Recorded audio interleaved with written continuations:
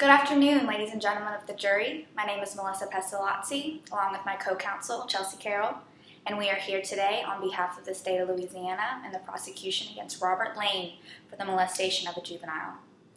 An innocent young girl's childhood ruined due to a single traumatic event during what 7-year-old BL believed would be an average night when her grandfather forcibly slipped his hands under her nightgown and underwear, caressing her pure and untouched bottom. The defendant then instructed BL to follow him to his bedroom, where she fortunately escaped to the bathroom, locking the door behind her, avoiding what could have been. Lustful and predatory thoughts consumed this man as he watched his granddaughter in her nightgown while they were alone on that particular evening. A trusting family member, the last person a mother and father would believe is capable of destroying their child's youth. You will hear from BL about how much she loved and trusted her grandfather, and from her parents that they trusted the defendant with their precious daughter.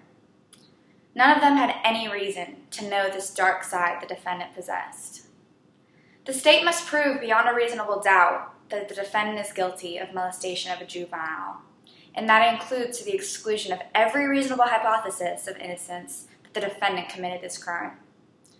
After you hear the evidence from those whose lives were shattered from this crime, you'll have no problem finding that the defendant is guilty of child molestation. Your verdict will allow closure to the victim and send the message to the defendant that his actions can never be tolerated.